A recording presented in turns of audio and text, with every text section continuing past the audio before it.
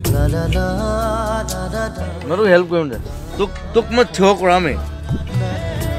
इसमें चैलेंज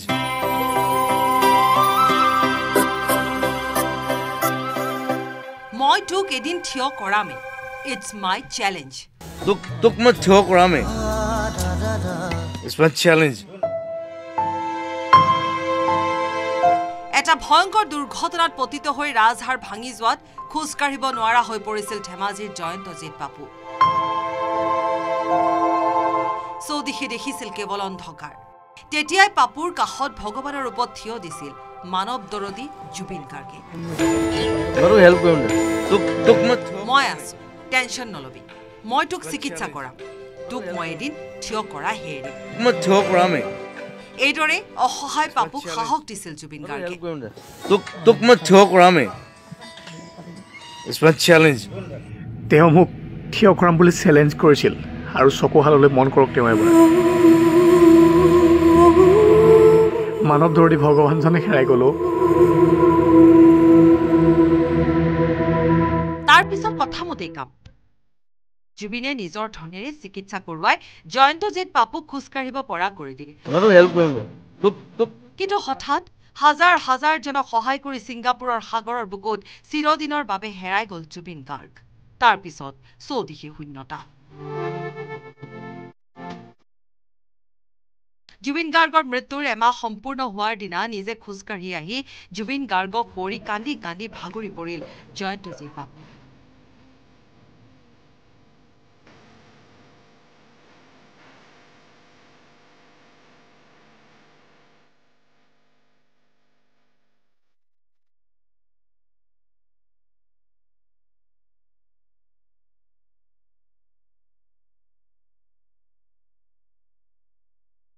পাপুৱে ক'লে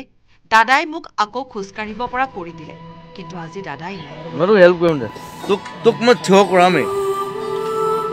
इसमें चैलेंज তেওঁ মোক থিয় কৰাম বুলি চেলেঞ্জ কৰিছিল আৰু চকুহাললৈ মন কৰক তেওঁ এবাৰ মানৱ দৰদী ভগৱানজনে হেৰাই গ'লো तोरे भात खेलने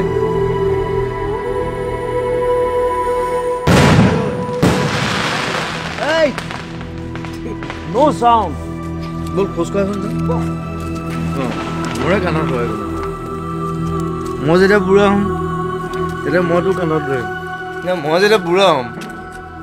তেতিয়াতো সি হেল্প কৰিব জিন্দগী ভৰ বাচি থাকিব মোৰ আশীৰ্বাদ জিন্দগী ভৰ বাচি থাকিব জিন্দগী ভৰ ক'ত বাচিব লাগিব কোনো মানুহ নহয় নাই নাই আমাৰ কিবা এটা হ'লে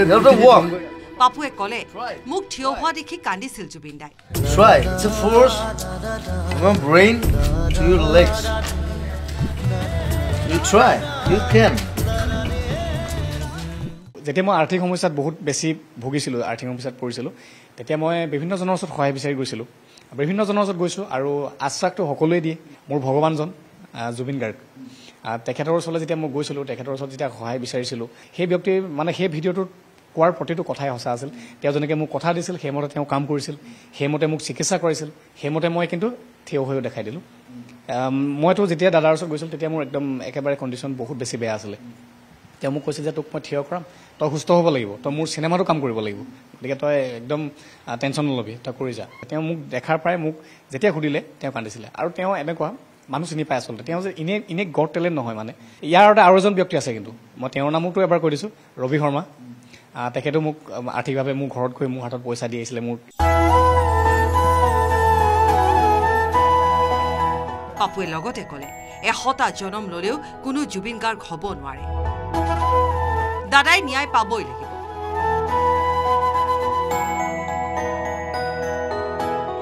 আমাৰ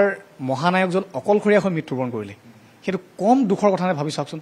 লাষ্ট মমেণ্টত যেতিয়া ধৰক তেওঁ গম পালে যে মোক ইহঁতে মাৰিলে আৰু মৃত্যু হ'ব সেই সুখাটো তেওঁ ত্যাগ কৰিব তেতিয়া চাগে তেওঁ কম অসমলৈ মনত পৰিছিল নে কম আমালৈ মনত পৰিছিল নে কম অসমৰ ৰাইজলৈ মনত পৰিছিল নে চাওকচোন এখন বিদেশত নি পেলাই তেনেকৈ মাৰি পেলালে গতিকে এইটো চৰকাৰখনে কিয় এনেকৈ ইমান প্ৰচেছ ইমান দীঘলীয়া কৰি আছে নাজানো এটা কথাই কম অতি সোনকালে কিন্তু জুবিন দাক ন্যায় প্ৰদান কৰক অন্যথা পৰিস্থিতি বহুত বেয়ালৈ যাব মই নথকাৰ যিদিনা হ'ব তোমাৰ সিদিনা অশ্ৰু নিগৰিবনে কোৱা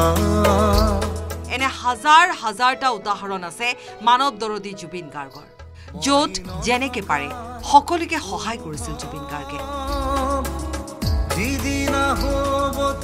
সঁচাকৈ জুবিন গাৰ্গ বাৰু ভগৱানে আছিল নেকি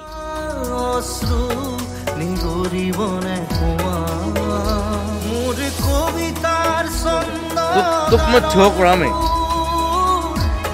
চেলেঞ্জ আৰু হেল্প কৰিম bureau report news 18 Assam north east challenge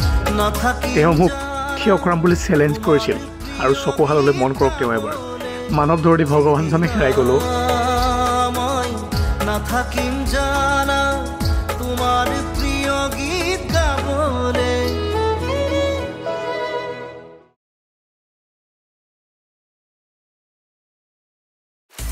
আপুনি বিচৰা বাতৰি পাব কেৱল নিউজ 18 এপত নিউজ 18 এপ ডাউনলোড কৰিবলৈ স্ক্যান কৰক এই QR কোড